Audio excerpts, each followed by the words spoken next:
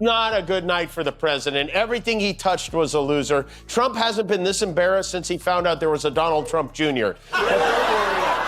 Really? I mean, literally, the moment I walked out, I just said to myself, eyebrow up. I tried to stick my face out, my mouth out. I was in the makeup room. They're putting my wig on, and it was like a scene from like a mental hospital. I'm getting the wig on me, and I'm sitting there the whole time going, China, China. Get ready for total chaos. Somehow, Jimmy Kimmel and Alec Baldwin both went full-on comedic attack on Trump, each in their own wild, unpredictable way. This double disaster? Totally not on Trump's schedule, but it landed anyway, like a return-to-sender package he didn't ask for. So what actually went down, and why is everyone still cracking up? Stick around, this hilarious collision is one you absolutely don't want to miss. With all this going on, he posted up a storm on Truth Social this week, and he covered a range of topics from Biden and his auto pen to photos of his new ballroom. He bragged about getting the key to... I asked President Xi if they had a problem in China, but he said, no, me no like does better with the voice, I think I must say. China, president of... Jimmy Kimmel was just having one of those nights, not planning to break the internet, but apparently the universe had other ideas. Next thing you know, he's launching comedic fireworks at Trump like it's no big deal, as casually as flicking popcorn across a movie theater. If you're tired of all the losing, fear not, he's got an excuse. In fact, he's got two of them. He wrote, Trump wasn't on the ballot and shutdown were the two reasons that Republicans lost elections tonight. Now, if Republicans had won and he wasn't on the ballot, would he take credit for that? Oh, yes, he definitely would, but he lost. And then he posted this. He posted, and so it begins, which was either a response to Mamdani winning the mayoral race or he just sat down on the toilet. And we're not talking polite jokes here.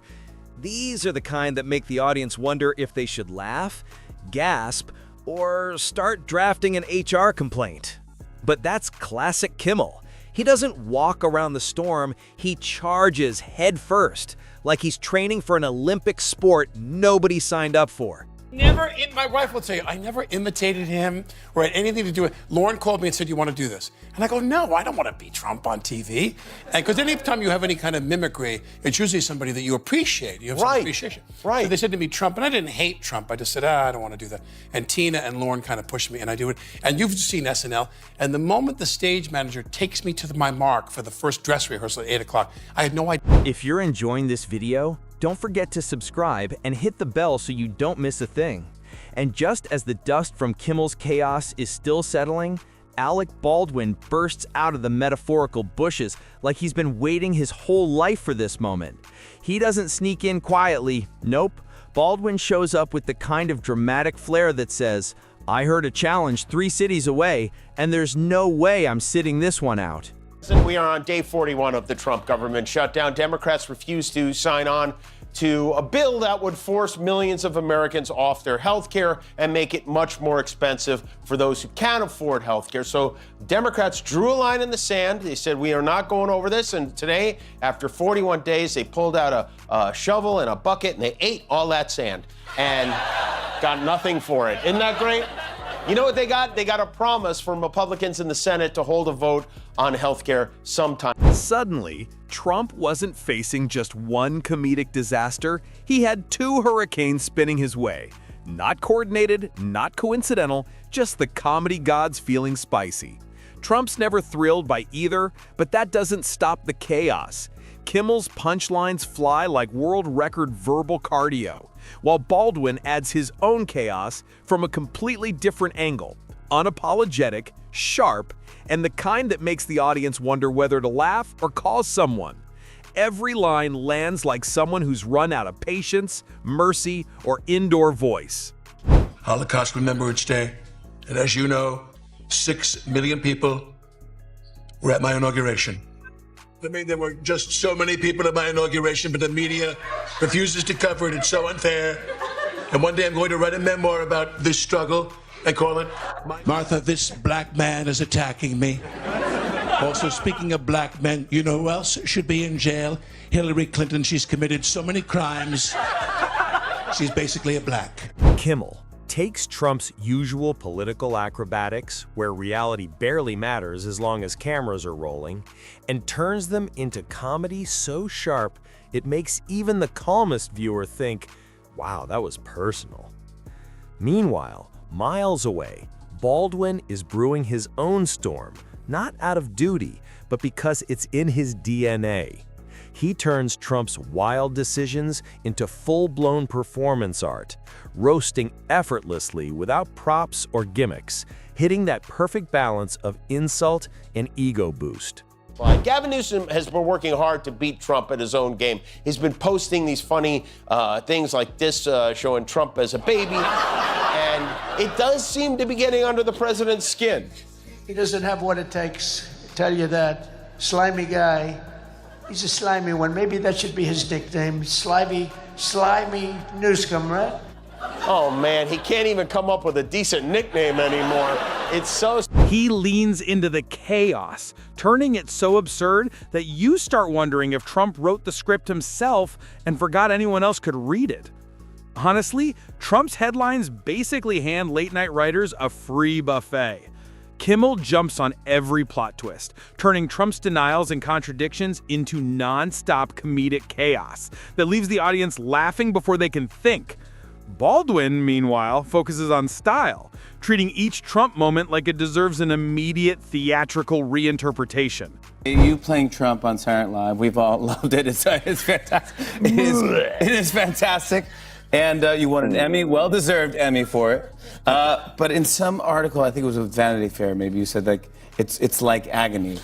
It's not like agony, it is agony. Yeah. But you do that, like everybody knows, my friends know, not everybody knows, that, he came to me, Lauren, and said, do the Trump thing, and we thought we're going to do it for 3 shows in the fall. Sure. There was no way he was going to win. Trump says something off the wall, and Baldwin reacts like a Shakespearean king hearing the peasants are revolting. Dramatic, chaotic, pure Baldwin. Together, he and Kimmel form a comedic yin and yang. One delivers relentless commentary, the other exaggerated theatrical meltdowns. Trump never stands a chance. Kimmel dissects his latest antics, blurring the line between strategy and improv, while Baldwin jumps in with outrage so dramatic it could make reading a grocery receipt feel like a scandal. He raged about the price of beef, he plugged his son Eric's book, he bashed Nancy Pelosi, he complained about voter ID, and we learned he's trying to get the NFL to name a stadium after him. Trump reportedly wants the Washington Commanders to give him naming rights to their new stadium. Why would anyone ever want to name anything after Don? I mean, look at Don Jr. It's not exactly a winning strategy. But he's a big fool. He reenacts Trump's body language with wild exaggeration. Arms flailing, eyebrows wiggling, expressions battling a dozen emotions at once. Then, both Kimmel and Baldwin strike in the same week, and suddenly Trump is under impossible comedic pressure. Kimmel's jokes are like tiny, precise paper cuts, while Baldwin hits like a high-speed velvet pillow, soft but painful. Every off-brand Trump line gets turned into multi-layered punchlines, from dramatic hand gestures signaling distress to the way he says certain words that make the audience laugh before they even process them. I've turned over all my businesses to my 2 sons, Beavis and Butthead. They're here today. Can we get a shot of them?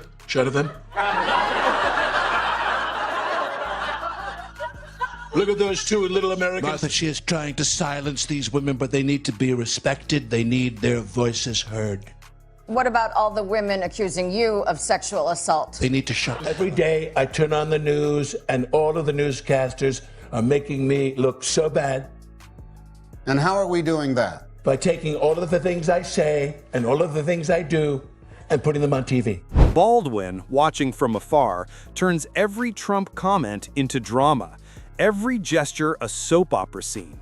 He transforms political commentary into full-blown theater, and the audience devours it. Meanwhile, Kimmel turns even Trump's simplest actions holding a baby, signing a bill, or raising an eyebrow, into hilarious case studies, narrating his expressions like wildlife behavior. Baldwin is the what if personified. Trump, his favorite accidental comedy. And the timing? Perfect. Just as Kimmel finishes roasting a press moment, Baldwin swoops in with a sarcastic reenactment that may or may not be true, keeping the chaos seamless. And Trump, who, one of the fun, underrated things about him is how little he knows about anything. Like, this is a guy who helped start the USFL. He owned a football team, and yet anyone who knows anything about football can immediately tell he knows nothing about football. How many touchdowns did you have back then? Oh, 6, is that right? 7? I'm not sure I had any. I'm not sure. I would have liked him as a quarterback. You definitely would have had like 6, 7 touchdowns there. He puts it in your hands. Trump tries to sound confident, and Baldwin turns him into a confused king giving orders to invisible soldiers. The audience loses it. Kimmel swings back, breaking down Trump's 3 a.m. social media posts like a doctor analyzing a mysterious X-ray, treating them like ancient, confusing scrolls. Baldwin takes the same material and turns it into a theatrical meltdown, imagining Trump battling predictive text and ego at the same time. Together, Kimmel and Baldwin sniff out every comedic opportunity. Kimmel dissecting bravado like inspecting furniture bought online, and the chaos never stops. We've got some of the biggest performers in the world lined up. Hold on to your tits and bits because we have got 3 doors down. Also, from America's Got Talent, we've got Jackie What's-Her-Face. And best of all, we've got the one rockette with the least money in her savings.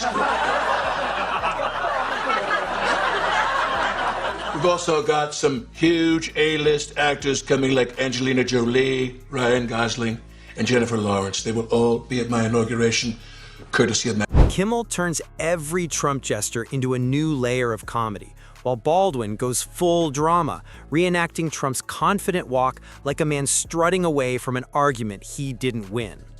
With both comedic storms hitting from opposite directions, Trump ends the week loud, defiant, and full of material for everyone watching. Kimmel leaves with viral clips, Baldwin with fresh comedic inspiration, and Trump pretends none of it happened. The public, of course, watches it all, and they'll keep watching, because whenever Trump tries to make a point, Kimmel turns it into a comedy masterclass.